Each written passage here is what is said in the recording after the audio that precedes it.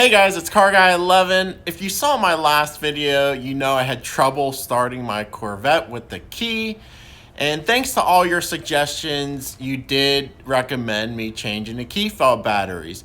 Even though the Corvette is supposed to warn you on the dash when your key fob batteries are getting low. And I did not get any warnings. So anyway, I did go ahead and order some new batteries.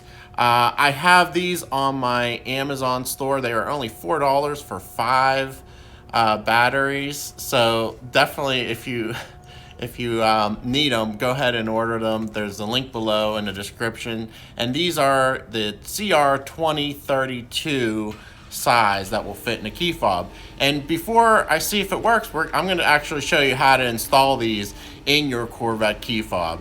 So stay tuned. Okay, changing the C7 Corvette key fob battery is actually pretty simple, and all the tools you'll need are actually built into the key. So what you're going to do first is remove the hidden key, which is the metal part of the key, and you push this button here to release it, and it simply slides right out.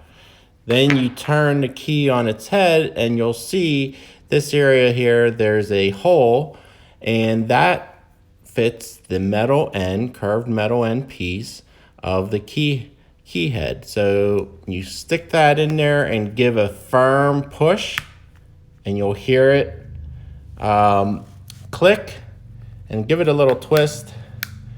More of it'll click, and you'll see it's separating the case here. And you're just gonna have to help it with your hand or fingernail to go the rest of the way. And eventually you'll split it. There you go. You split it, and now you'll see the circuit board, which stays on this side, and the battery is underneath here. I actually did need to grab a small screwdriver to pry this old battery out, and you're just gonna wanna place it near the clip here and pry it out. There it goes. So when replacing the battery, you'll see the positive sign on the back of the case.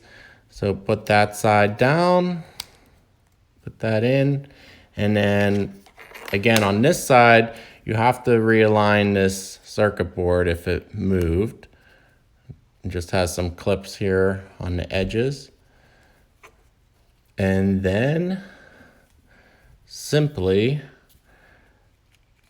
snap the case back together. You'll hear it click, go around all the way. That's it. Put the key back in the slot, and hopefully that will work. Let's go test it out. All right, guys, so the key is in my pocket, and I'm gonna try starting it.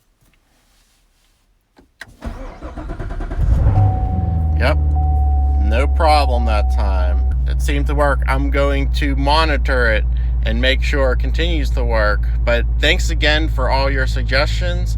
Looks like that solved the problem. So I appreciate the help, guys. I'll see you in the next video.